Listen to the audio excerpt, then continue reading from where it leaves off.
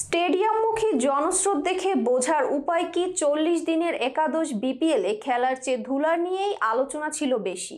কাল ফাইনালের বিকেলে মানুষের ভিড় ঠেলে মিরপুর শেরেবাংলা স্টেডিয়ামে পৌঁছাতে পৌঁছাতে মনে হলো যত বিতর্কই থাকুক মাঠের খেলায় এবার সার্থক টুর্নামেন্টটা। বিস্তারিত দেখুন ডেস্ক রিপোর্টে।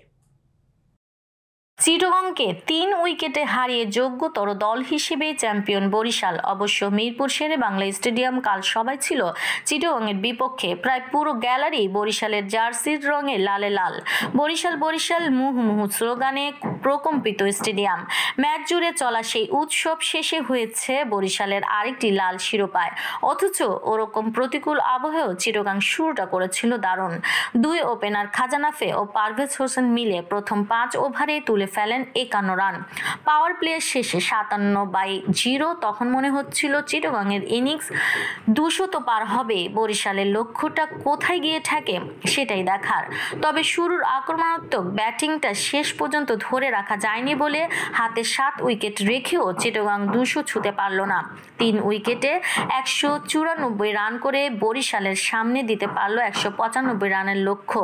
চিটাগং কিংসের তাগবে ব্যাটিংয়ের জবাব দিতে নামে বরিশালের অধিনায়ক তামিম ইকবাল আর তাওহিদ হৃদয়ের শুরুটা ছিল ঝড়ো। তামিম আউট হওয়ার আগে ৮.১ ওভারে ৭৬ রানের জুটি বিপিএল এর ফাইনালে ওপেনিং জুটিতে যেটি এখন দ্বিতীয় সর্বোচ্চ। তামিম হৃদয় যতক্ষণ উইকেটে ছিলেন চিটাগংয়ের তালে তালেই এগোচ্ছিল বরিশালের ব্যাটিং।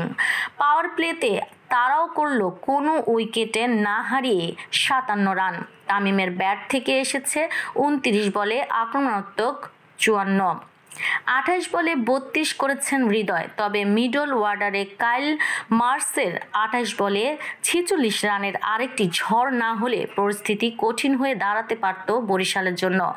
সঙ্গে মুশফিকের ৯ বলে ১৬, বিশেষ করে শেষ দিকে রিশাদের ৬ বলে অপরাজিত ১৮ রান ও ৩ বল বাকি থাকতেই শিরোপার উৎসবে ভাসায় বরিশালকে।